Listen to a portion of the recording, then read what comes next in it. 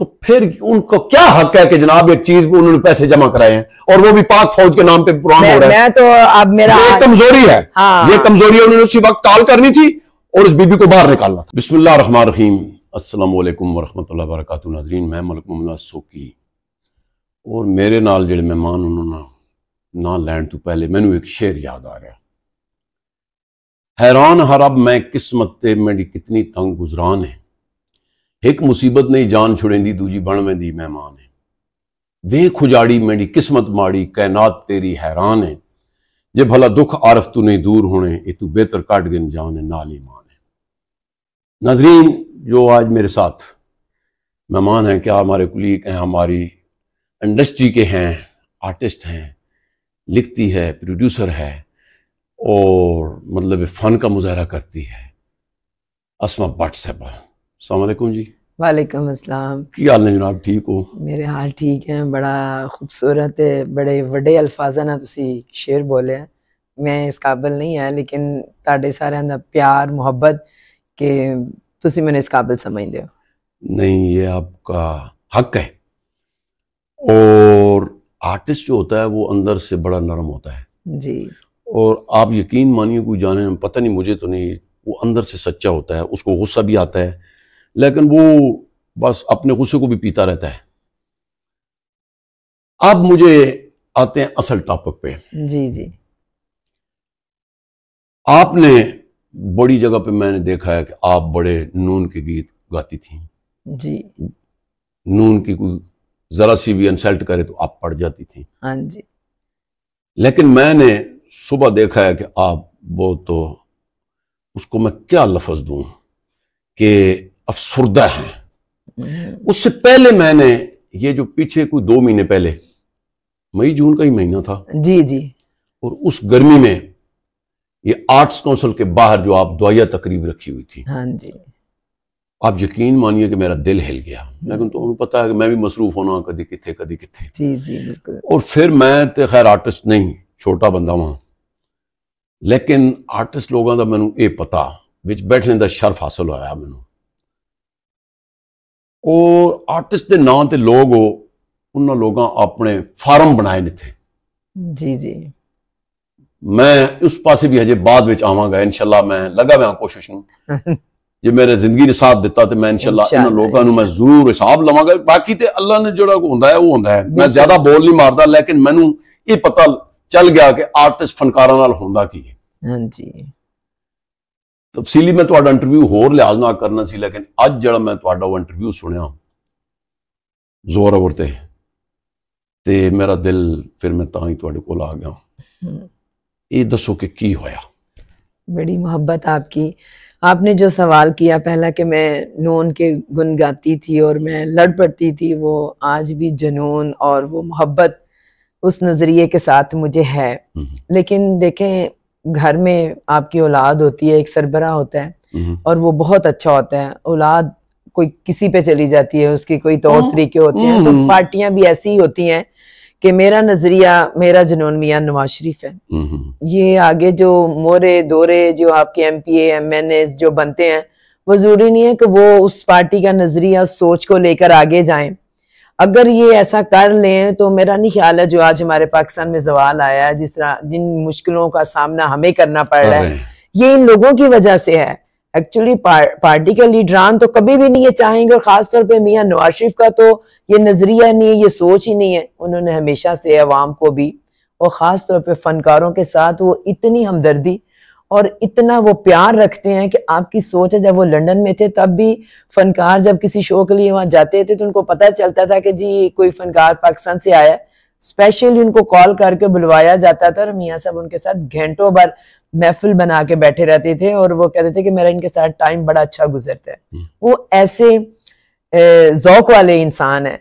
लेकिन ये आज के जो लोग घूम घुमा के बाहर वाली गलियों से डायरेक्ट असेंबलियों में जो पहुंच गए हैं, उनको क्या पता हो कि नजरिया क्या है और पार्टी का मकसद क्या है। देखें, जो भी लोग होते हैं, जोड़ना एक मकसद होता है, उससे आप लोगों के दिलों में राज भी करते हो और एक इज्जत और अपना वकार भी कायम कर लेते हो। तो जो ऐसी छोटी सोच लेके जिनके थोड़े में बहुत ज्यादा पड़ जाता है, वो लोग फिर ऐसे खुद भी जलील होते हैं। पार्टियों के नाम भी बदनाम होते हैं, लोगों में डिस्कशन भी होती है। जैसे आपने कल मेरा सुना, आप भी आए हैं, शाम को मेरे पास और भी मीडिया के कुछ दोस्त आ रहे हैं कि वो इसी बात पे हैरान हो रहे हैं कि आप तो, हम भी कोई बात करते थे तो हम मत्थे लग जाती थी कि नहीं जी मियाँ साहब का नाम नहीं लेना। तो आज मतलब आपकी अपनी जगह पे जाहिर है ये इदारे जो कल्चर से रिलेटेड हैं वो फनकारों के हैं और इन्हीं से आबाद होते हैं। सियासी लोगों से कभी भी ये चीजें ना आबाद होती हैं, ना इनको ये चला सकते हैं। मतलब इस इतने सालों से आर्ट्स काउंसिल चल रही थी, क्या जरूरत थी कि आप जाहिल और कूड़ एक एमपीए को उसकी कोऑर्डिनेटर लगा रहे हैं जिसको अली बे का नहीं पता, और वो भी आर्ट्स के हिसाब से, आर्ट्स के हिसाब से मजाक है। हाँ जी। और दूसरा ये कि अखलाकियात, देखिए हमारा आर्ट जो है ना, जरूरी नहीं है कि हम उसको नाच गाने तक ही ले जाते हैं। सबसे पहले हमारी तरबियत यहीं से होती है, अदब होता है, आपका रख रखाव, तहजीब जो होती है, बिल्कुल वो बोलना, किसी के साथ बात करना। मेरा नहीं ख्याल है कि मैंने पिंडी में आज तक, इसीलिए आप जैसे मीडिया के जितने भी दोस्त हैं मेरा एहतराम भी करते हैं, जस्ट लाइक मेरी फैमिली की तरह है, क्योंकि मैं एक फैमिली की तरह इनके साथ, सबके साथ चल रही हूँ। क्योंकि ये मैं कल्चर को सिर्फ गाना, डांस और ड्रामे के हद तक नहीं समझती। नहीं। कल्चर सबसे पहले हमारी तरबियत ये है कि हमने दूसरों के साथ अखलाक क्या है, हमारी जुबान क्या, हमने बात क्या करनी। बिल्कुल। तो वो हमारे एक बड़े सीनियर फनकार सरदार कमाल, उनकी डेथ हो गई जी। और हमारी रवायत है फनकारों की कि हमारी खुशियां होती हैं, उनकी शादियां ब्याह होती हैं तो हम इकट्ठे होते हैं। तो जब कोई दुनिया से चला जाता है एक हमारा हिस्सा होता है। घर का फर्द जब फौत होता है तो घरों में पूड़ियां बिछती हैं, लोग अफसोस के लिए आते हैं, वो भी हमारा वो फैमिली का हिस्सा बन जाता है। बिल्कुल, क्यों नहीं। मैंने दुआए माफरत रखी और मैंने आर्ट्स काउंसिल डायरेक्टर हमारे आगे हैं सजाद साहब, पहले तो चौधरी वकार साहब थे जी, वो रिटायर्ड हो गए हैं जी। तो उन्होंने मुझे कहा जी करें, ये कोई बात तो पूछने वाली नहीं, आप जरूर करें, ये तो एक सवाब का काम है, हम भी शामिल होंगे। बिल्कुल सही। मैंने फोन शोन कर दिए, आर्टिस्टों को बैनर शैनर बना दिए, कारियों को कह दिया, मैंने देख का ऑर्डर कर दिया और सारे मीडिया को भी मैंने इनवाइट कर दिया। तो रात सुबह हमारी दुआ थी, रात में 11:30, अगर नाम भी बता देना जिन्होंने रुकवाया जरा पूरा, वो अभी आती हूँ उसकी तरफ जी। रात को 11:30-12 बजे मुझे आर्ट्स काउंसिल से फोन आ गया। मैंने देखा तो सजाद साहब का नंबर है, मैंने कहा खैर हो, इस वक्त मुझे फोन आया, मैंने फोन उठाया, वो भी सराय की है ना। हाँ, मुझे पता है, से अभी ट्रांसफर हो गया। वो पहले यहाँ से हमारे पास डिप्टी डायरेक्टर रह के गए हैं, 10-12 साल रह के गए हैं, अच्छे दोस्तों में से है वो। बहुत ज्यादा ऐसा हमारा, मैं आपको इधर अगर उनकी बात ना करूँ ना, हाँ जी, तो ये को अच्छा इंसान है, मैं उनको नहीं जानता था। जब एक दफा मैंने मेरा फंड आया एज ए आर्टिस्ट से ना, अच्छा, उन्होंने मुझे कॉल की जी कि मैं डिप्टी डायरेक्टर बोल रहा हूँ जी रावलपिंडी आर्ट्स काउंसिल से, तो आपने आना है, तो आपने कल चेक वसूल करना है। और यकीन मानिए कि जिस वक्त गए हैं उसने प्रोटोकॉल दिया है। हाँ जी। तो मुझे कहने लगे, बड़े परेशान थे, मैंने कहा सजाद साहब खैर है, कि मैनू अजाब पै गया, मैं केड़े वक्त च पै गया है, की मसला साडी ते तो जान छुड़ाओ, मैं सरकारी बंदा, देखो मैं हुण तुहानू मना नहीं कर सकदा। मैनू एक फोन आया खातून दा, ते मैनू कह रही है कि जी इनू बैन करो, इनू अंदर नहीं आन देना, और ये कौन है, ये सुबह प्रोग्राम आपने किसकी इजाजत से इसको अलाउ कर दिया कि ये सुबह ये करवा रहे हैं, दुआ ये ना हो वरना मैं आपके साथ वो करूंगी। मैंने कहा कि वो फनकारों की वो एक डेथ हो गई है तो दुआ है। तो उसने कहा कि नहीं, आपको नहीं पता मैं कौन बोल रही हूँ और मैं कहाँ तक जाऊंगी, आप उसको मेरा ये पैगाम दे दें, ये ब्ला ब्ला करके ना। कहते हैं उनका नाम क्या है? तो शाजिया रिजवान। अच्छा, हाँ जी, ठीक है।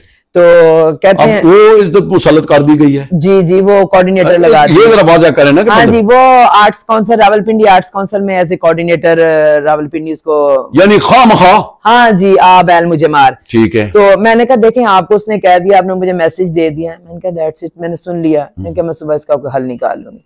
मैं सुबह वहां गई तो मुझे कहने लगा कि नहीं जी वो मना कीता है। तो मैं कहा सजाद साहब मेरी गल सुनो, देखो तुसी पार्टी ना बनो, ये एक ऐसा काम है, इसके लिए अगर किसी को शहर में पता चल गया तो मैंने कहा आपके ऊपर भी एक एक्शन हो सकता है कि आप किस बेस के ऊपर एक दुआए माफरत को रोक रहे हैं।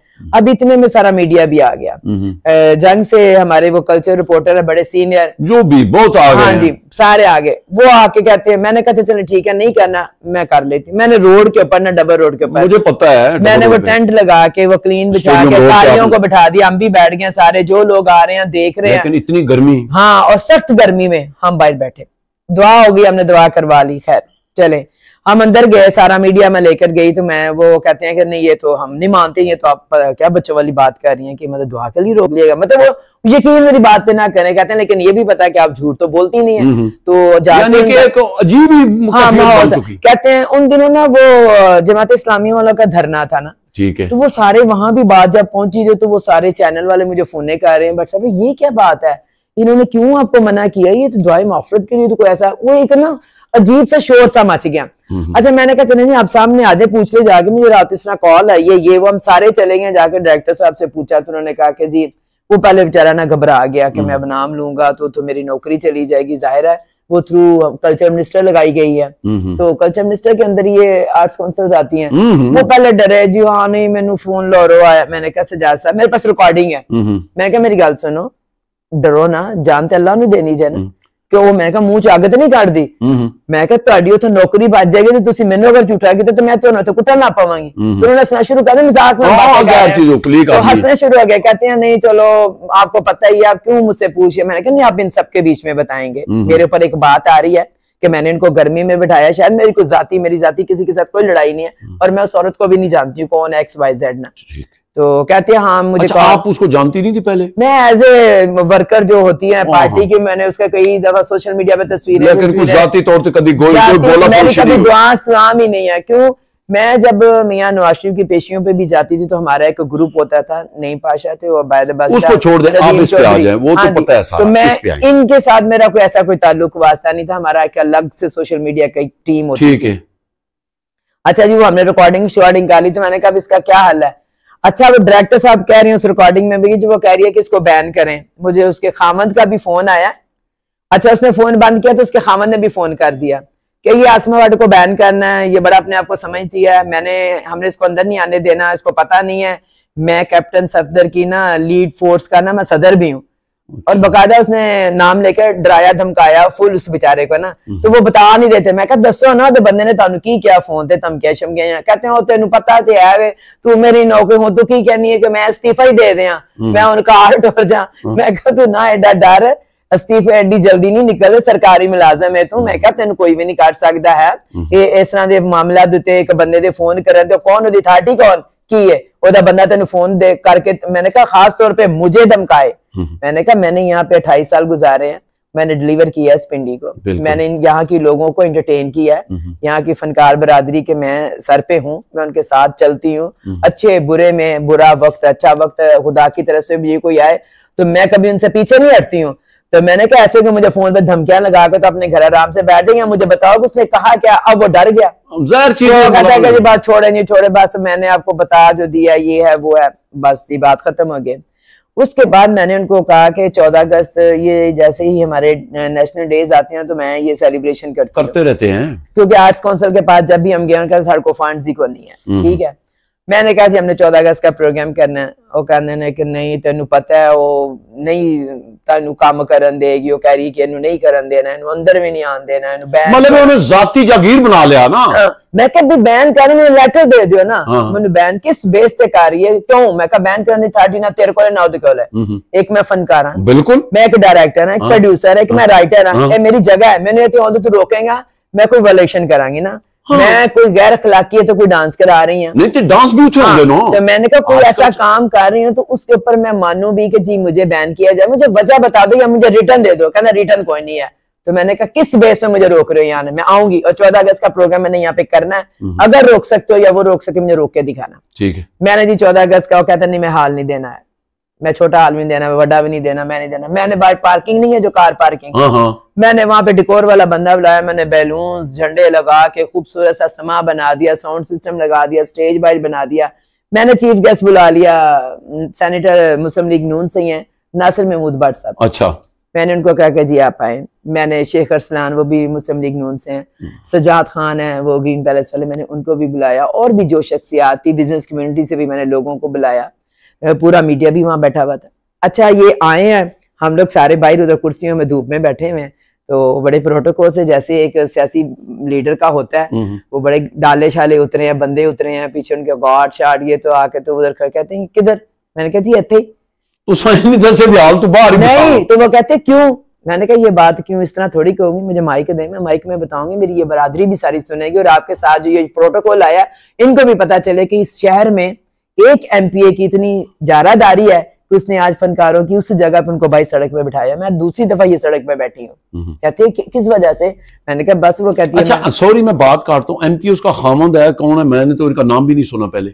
MPA खुद है तो ਉਹਦੇ ਨਾਲੋਂ ज्यादा वो शाह तो ज्यादा शाह वफादार बेगम नहीं बनाते हैं इधर। हाँ बेगम MPA है लेकिन वो एवं दंदनाता फिरदा हर इदारे च जाके नाल कुर्सी रख के बैठ जाएगा, वो गल कट करेगी, वो बहुता मामे खां बनया होता है। ये वही होते हैं ना जो चलन छोड़े, अब मैं आप ठीक है इंटरव्यू में क्या बताऊं क्या है, चलो छोड़ो ठीक है। गाड़ी का दरवाजा भी मैडम का खोलता है और गाड़ी भी चलाता है। तो नहीं अच्छी बात है, मतलब बेगम की खिदमत करनी चाहिए, लेकिन हद तक ही होती है। लेकिन बेगम की खिदमत करें, लोगों के ऊपर बेगम के ओहदे का रोब ना चाड़े, तो टक्कर गया मेरे जैसा तो राह भी पा देगा। अच्छा फिर जी वो जी भट्ट साहब बड़े परेशान हुए, उन्होंने कहा जी डायरेक्टर किधर है? तो सज्जाद साहब जो वो लाहौर गए हुए थे, 14 अगस्त के प्रोग्राम थे तो वो लाहौर थे, जान के भी हट के उसी नहीं वो गए हुए थे। और डिप्टी डायरेक्टर थे शकूर साहब, अच्छा, जो मरी से आए हुए। अच्छा उन्होंने कहा जी वो आ गए, उन्होंने कहा कि जगह वो बेचारा को चुप, वो उनकी जवाब दे। उन्होंने कहा खोलो ताले अंदर सारे हालों के, और दफ्तर के भी खोलो, ये जगह इनकी है।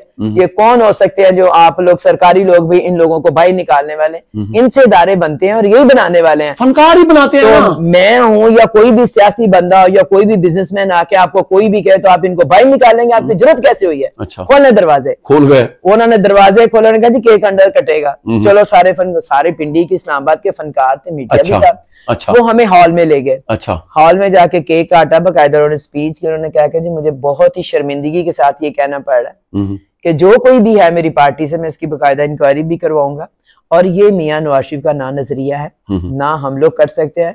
हम इंसानों की इज्जत और उनके वकार के हामी हैं। हम हुकूमतों में इसलिए आते हैं कि हम आपको कुछ दें तो जो है वो भी ले रहे हैं, जो हम आपको रिस्पेक्ट ही नहीं दे सकते, बाकी बातें तो बात की है। तो ये मैं आप सारे फनकारों से जाती तौर पे मैं माफी चाहता हूँ, और मैं आपको कहता हूँ कि आगे 6 सितंबर आ रही है, तो आप पाक फौज के लिए, मैंने कहा जी हम हर साल करते हैं, वो भी हमारा प्लान होता है। कहते नहीं जी ये मैं आपको कह रहा हूँ, आप फौज को ट्रिब्यूट पेश करें और मैं उसमें आऊंगा, मेरे सारे साथी आएंगे, आप ये इधर प्रोग्राम ऑर्गेनाइज करो और इसी हाल में होगा। ठीक है। मैं जी तैयारियां करनी शुरू हो गई।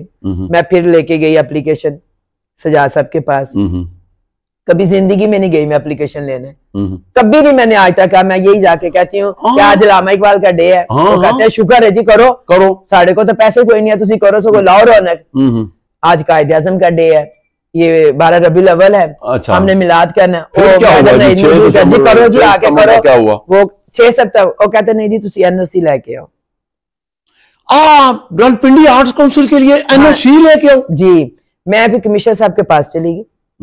मैं हाँ असिस्टेंट कमिश्नर है आयशा शफीक है, शफकत उनका नाम। अच्छा शफकत, उनके पास गई। उन्होंने मुझे कहा कि नहीं इसका तो कोई ऐसा इशू नहीं, यानी पहली दफा सुन रहे हैं कि इसके लिए भी NOC। हाँ मैंने कहा कमर्शियल डांस गाने तुसी सुनिया सी, अपनी पाक फौज नू ट्रिब्यूट पेश करना है। कहते वो इसलिए क्या है कि आप हॉल की पैसे देंगे तो करेंगे, बगैर पैसों के आपको नहीं करने देंगे।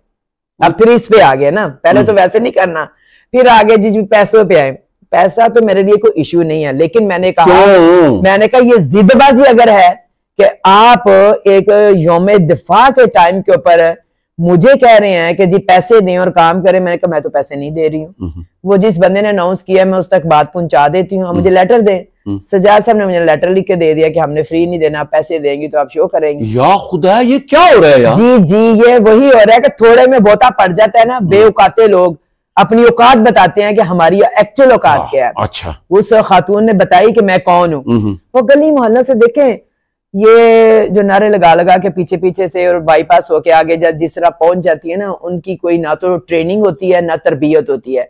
मैंने अल्हम्दुलिल्लाह शोबिज में आने से पहले PNCA में मिनिस्ट्री ऑफ कल्चर से मैंने डिप्लोमे लिए हैं। मैंने इसके ऊपर पूरी महारत हासिल की हुई है, फिर इस काम में आई। मैं आपकी एक बात काटता हूँ, रिफत अली कैसर बहुत बड़ा नाम है हमारा, पुराने दोस्तों चू मेरे, आज तू मेरा ख्याल 35-40 साल पहले था जी, जिस दिन आपकी सालगिरह हुई उधर हो। हाँ जी, नेशनल प्रेस क्लब में। हाँ जी।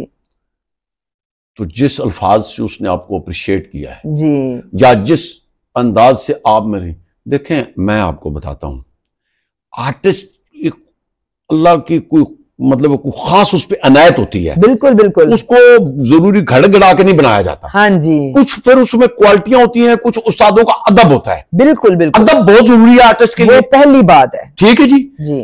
तो मुझे लगा है कि रिफत अली कैसर जो है ना, मेरे मतलब बहुत पुराने दोस्तों में से हैं, और जब आपने उनका उस्तादों में नाम लिया है तो मुझे खुशी हुई। हाँ जी, कि यार देखें, अब मेरे जो उस्ताद हैं ना वो बेसिकली मसीह हैं, लेकिन मेरे उस्ताद हैं मौसीकी के, मैं दुनिया में बताता हूं मेरे उस्ताद जी हैं, और उनको फख्र होता है कि यार देखो एक मलक आदमी हो कि यार इसका इतना अदब तो सिखाने वाला उस्ताद होता है ना, ये इनके पास उस्ताद ही नहीं है। हाँ जी, ये बेउस्तादे लोग हैं। बेसिकली फख्र तो शागिर्द के लिए कि आपके पास कौन सा नगीना है जिससे आपने कुछ सीखा हुआ है। बिल्कुल। तो ये खातून जो है ये इतनी बदबख्त है कि मियां नवाज शरीफ जैसे लीडर का नाम देखें कि जिनका विजन ये नहीं है। देखें जी, मैं आपको बताता हूं, मैंने जो आपका सुबह देखा है ना, मतलब जोर अवर पे मैंने कमेंट्स भी लिखे हैं। अच्छा, मेरी पार्टी का कोई नहीं, मैं किसी की पार्टी का बिल्कुल नहीं, मैं चाहता हूं जो इस मुल्क के लिए अच्छा काम करेगा, हाँ जी, मैं उसका खादम हूं। एग्जैक्टली, अल्लाह की कसम खा के कहता हूं, यही बात है। देखो हमने भुट्टो को भी वोटें दी हैं, हाँ जी, बुजुर्गों ने, हमने बेनजीर को वोटें दी हैं, हमने नवाज शरीफ को भी वोटें दी हैं। जब देखा है नहीं तो ठीक है नहीं, लेकिन मकसद इस चीज नाले के ए जरा कुछ कर रहे हैं इतने साडे मुल्क ने आस्ते ए डबो रहे कश्ती नू, बिल्कुल देखे ना फन नहीं। और आपको पता है मेरा जो लोक विरसा का आपने स्टोरियां सुनी, हाँ जी जी, मैं क्यों पीट रहा हूं? बहुत अच्छा। देखे ना, ये ऐसे लोग होते हैं जो इदारों की दबाई का अब मसला ये है भट्ट साहबा, जिस बंदे को आर्ट के करीब से नहीं गुजरा उसको पता क्या है। हाँ जी, मैं भी यही पीट रहा हूं कि उधर एमडी आ जाता है जी, पता चलता है जिसको तो पता ही नहीं। हाँ अब डायरेक्टर है उसको पता ही नहीं। अब किसी को क्या पता है फनकार? देखे ना, मुझे दुख ये है, सॉरी आपका टाइम ले रहा हूं, कि जो लोक विरसा का डेटा गायब हुआ है, अब इनकी मैं कमाल नहीं मानता हूं, लोक विरसा वालों की कोई कमाल नहीं। अगर उन्होंने अताउल्लाह को रिकॉर्ड किया तो वो 61 के दौर पे उसका एक अरूज था। हाँ इनकी मजबूरी बनी है। हाँ जी, बिल्कुल बिल्कुल, ठीक है जी। अगर मंसूर मलंगी को रिकॉर्ड किया तो उनकी मजबूरी थी, आपदा परवीन साहब को अगर रिकॉर्ड किया तो उनकी मजबूरी। इन्होंने क्या दिया है इसमें? कुछ भी नहीं। इन्होंने सिर्फ करप्शन के अलावा और काम क्यों नहीं किया? बिल्कुल यही बात है। मैं तो खुद कहती हूँ कि मेरे साथ बैठ के ये बात करें, मैं अपने काम गिनवाऊंगी तो शर्म से आंखें इनके नीचे अगली हो जाएंगी। बात, जब मैंने ये प्रोग्राम चलाया तो कई लोग पूछते हैं सूकी साहब उसमें आपका क्या अख्तियारात है? मैंने कहा मेरा कोई अख्तियारात नहीं है, ये मेरा मुल्क है। हाँ। ये मेरे मुल्क के गद्दारी कर रहे हैं, मैं इनको नंगा जरूर करूंगा। बिल्कुल बिल्कुल। आगे आपको सॉरी आते हैं कि क्या लाया अमल है आपका, मेरा यानी 6 सितंबर का फिर नहीं करने दिया? नहीं नहीं, वो फिर मुझे 2 दिन बाद प्रोग्राम का पता चला कि जी नासिर भट्ट साहब ने अपने एक नुमाइंदे को भेजा और हाल में पैसे जमा करवाए। उन्होंने कहा कि मैं नहीं चाहता कि इस वक्त हम जिस डगर पे पाकिस्तान जा रहा है तो मजीद हमारी पार्टी की कोई ऐसी बात बाहर आए और हम लोगों के लिए शर्मिंदगी का बायस बने, क्योंकि ये पाक फौज का दिन है आज और हम पाक शोधा का ट्रिब्यूट। और मैंने लाहौर से राशिद महमूद साहब को बुलाया, मेगा को बुलाया और पिंडी इस्लामाबाद के जो सारे फनकार थे उस प्लेटफॉर्म पे बैठे हुए थे। तो उन्होंने कहा कि मैं नहीं चाहता, वो देखे उस बंदे का फिर बड़ापन कि उसने नहीं, बड़ा मैं नहीं मानूंगा। देखे आप देखें मेरी बात से, मैं इख्तलाफात करूंगा। अच्छा, कैसे? क्यों जमा कराए हैं पैसे? अच्छा, वो उस वक्त टाइम कोऑर्डिनेटर क्या चीज है? कुछ भी नहीं है। तो ये देखिए, मैं बीच में, आप नाराज ना होना जी। मामला ये है कि जो बात सच्ची है वो सच्ची है। हाँ जी, आप फनकारों के लिए करती हो, बिल्कुल चगड़ती हो, लिखती हो, बिल्कुल प्रोड्यूस करती हो, हाँ जी, तो फिर उनको क्या हक है कि जनाब एक चीज को उन्होंने पैसे जमा कराए हैं और वो भी पाक फौज के नाम पे प्रोग्राम हो रहा है? मैं तो अब मेरा ये कमजोरी है। हाँ। ये कमजोरी है, उन्होंने उसी वक्त कॉल करनी थी और इस बीबी को बाहर निकालना था। हाँ, ये बात सच्ची जो है वो सच्ची करो। बिल्कुल। ये मुझे तो जो बताया गया ये है कि मैं नहीं चाह रहा था कि हम लोग पहले ही बड़े क्राइसिस में हैं और मैं पार्टी का मजीद कोई इस तरह का टॉपिक हो जो डिस्कस हो, जो अखबारों, पहले भी बड़ी अखबारों में, मैं हैरान होती हूँ। अब भी तो आ गया है ना। नहीं देखे, मैं सुखी साहब, मैं हैरान होती हूँ कि इस शहर में बहुत सारे MNAs हैं, MP हैं, खवातीन भी हैं और मर्द भी हैं। मजाल है किसी के भी कान पे कोई जो रेंगी हो, किसी ने पूछा हो कि ये ज्यादती क्यों हो रही है हमारे शहर में, वो सारे हमारे भट्ट साहब को चाहिए था ना कि मरियम साहबा को कॉल करते, नवाज शरीफ साहब को, शहबाज शरीफ को कॉल करते कि ये क्या तोहफा हमें दे दिया है भाई। हाँ, मुझे भी सबने ये बात कही है कि उनको, मैं गलत तो नहीं कह रहा हूँ। हाँ बिल्कुल ठीक बात है। ये तो देखे ना, अब मेरे फनकारों में देखे, अगर कोई ऊंच नीच होती है ना तो कोई मुझे फोन करता है तो बिठा के हम उस मामले को हल करते हैं। हाँ। कि नहीं यार, अपनी हमारी ये फैमिली का ऐसा, ये बात ऐसे नहीं होनी चाहिए, इसको हम उसका कोई ना मुतबादिल कोई चीज कर लेते हैं आपस में मिलके ना। ये भी पार्टी बेस के ऊपर ये बात जरूर होनी चाहिए थी, नहीं हुई है। मैं इस बात से बहुत बड़ी हैरान हूं। लेकिन जो सुनने में आ रहा है ना कि यहाँ पे ना बड़ी अजीब सी खिचड़ियां पकी हुई हैं। फिर दूसरी बात, मैंने पहले तो भी ये बात नहीं की है, लेकिन आज आपके सामने बात ओपन कर रही हूँ। जब मैं ये लेटर लेने के लिए गई तो उस खातून ने सजाद को इतना प्रेशराइज किया हुआ है। उसने मुझे कहा, डायरेक्टर ने, कि वो तो कहती है कि जेडे बाकी दे मुस्लिम लीग नून दे लोग ने उन्हां दी की कोई ताकत है, ते ताकत है जेड़ी है ना हनीफ अब्बासी दी है। मैं ओदे ग्रुप दी हां ते गल ही चलनी है जो मैं कहना है ना। अब यहाँ क्या आप बात कर सकते हैं, मुझे बताएं कि ये लोग हुकूमत चलाने के लिए आए हैं, इन्होंने अपनी एक एक ईंट की अपनी अलग अलग मस्जिद बना ली है कि ये मेरे ग्रुप दा है, मेरे ग्रुप दी है, तो मैं आगे जाके मैं अपनी गल करनी है। मतलब वो तो पब्लिक के इशू को तो देख ही नहीं रहे हैं कि जी लोगों के क्या प्रॉब्लम्स हैं। वो तो अपनी एक ग्रुप बंदी बना के तो अपनी प्रमोशनें कर रहे हैं। ये बड़ी ज्यादती वाली बात है। मैं हैरान होगी। मैंने उसको कहा, सजाद को, आप भी बेशक उसको फोन करके पूछे। मैंने कहा मैं सजाद साहब से मिलूंगा। मैंने कहा आप क्यों पार्टी बन रहे हैं, तुसी एमएनए का इलेक्शन लड़ना है। मैं कहा तुसी मुंह तो जवाब क्यों नहीं दे रहे। लेकिन बदकिस्मती ना, मैं तो सॉरी मैं गल करता हूं, मैं गल कट रहा हूं। इन्होंने इस मुल्क को अपने घर की लौंडी बना लिया है। समझे बात? जहर चीज है वो। डायरेक्टर बड़ी बात है उसको, मतलब सुकास नोटो होगा ट्रांसफर कर, यही डर रहा है। मेरे बच्चे उथे ने पढ़ रहे ने, मैं इतने आया, मुझे तो तुसी फारिग कराना, मेरे गिर होंदा है, कहंदा कि की तुसी चाहते हो कि मैं हुन इस्तीफा ही दे दिया। मैं कहा इस गल ना दे दे। मैं कहा जो ऑफिसर अपनी बात ये है, मेरी बात सुने, अल्लाह की जात पहली हमारे साथ है जी। बिल्कुल, ये इशू तो बाद में खुला है ना आप वाला। हाँ जी, लोक विरसा का इशू मैंने पहले खोला हुआ है। बिल्कुल, और मेरे रब ने चाहा तो एक एक कुछ चीज सामने लाऊंगा। हाँ जी, मेरी इंतजार थी। मैं आज आपके प्रोग्राम में भी बता रहा हूं, मैंने मिनिस्टर साहब को खत लिखा है। अच्छा, ईडी लोक विरसा को लिखा है जी। फिर दोबारा मुझे कुछ और चीजें मिली हैं कि जो बंदे गैर कानूनी भर्ती होते रहे, उसमें दोबारा फिर लिखा है कि मुझे इसका तफसीली दें, नहीं दिया। अब मैं इंफॉर्मेशन में गया हुआ हूं, उसका चंद दिन बाद पता चलेगा। और जिस कोर्ट में जहां तक प्लेटफॉर्म पे हमें फनकारों के लिए लड़ना पड़ा, हम लड़ेंगे। मीडिया के जरिए भी लड़ेंगे, अदालती लड़ेंगे। अदालत में जाने की हमें जरूरत ही नहीं पड़ेगी। मैं आपको बताऊं सुकी साहब कि ये वही तरबियत इनकी नहीं हुई ना, ये ट्रेनिंग लेके नहीं यहां तक आई है। इनको पता ही नहीं है कि जिस तरह मीडिया मेरे साथ स्टैंड कर रहा है, क्योंकि मैं बिल्कुल हक सच पे हूं, मैं राइट पे हूं। और मीडिया अगर रोड पे मेरे साथ खड़ा हो जाए तो ये एक घंटे की मार नहीं है। मुझे बताएं कि ये चीजें जो हैं, आज कौन सा हम 2024 में बैठे हुए हैं। बिल्कुल, ये कभी हो सकता है कि आप चोरी खाते कोई काम करके चुप करके निकल जाएंगे, किसी को अखीला पैगाम, टाइम बहुत ज्यादा हो गया तो गलत है जे बहुत सारी रहनी है। अखीला पैगाम ये है कि मेरा आज एक व्लॉग आ रहा है जो मैं चीफ ऑफ आर्मी स्टाफ के नाम पे मैं रिकॉर्ड करवा रही हूँ, और वो आर्मी के हर ग्रुप में जाएगा। और मैं सारी अपनी पाक फौज को ये मैसेज भिजवाऊंगी कि मैंने आपके शोधा को खराजे तहसीन पहचाने के लिए मैंने एक प्रोग्राम ऑर्गेनाइज किया, जो इस औरत की हद धर्मी और रावलपिंडी आर्ट्स काउंसिल की वजह से मुझे नहीं करने दिया जा रहा था, वो मैंने अपने बलबूते पे वो प्रोग्राम किया। और जो ऐसे लोग हैं जो अपने उन देखें शोधा को नहीं मानते, जिनकी वजह से आज आप अपने घरों में आजाद सो रहे हैं, मैं अकेली, मेरे बच्चे सारे बाहर हैं, मैं इधर अगर रह रही हूँ तो ये मेरा अपना कोई कमाल नहीं है। मेरे सरहदों पर जो फौजी बैठे हुए हैं, ये उनको सलूट है जो हमारी हिफाजतें कर रहे हैं। तो अगर हम उनके लिए कोई प्रोग्राम नहीं कर सकते हैं तो मैं कहती हूँ कि लानत हमें फिर पाकिस्तानी होने के ऊपर। बहुत शुक्रिया जी। नाजरीन,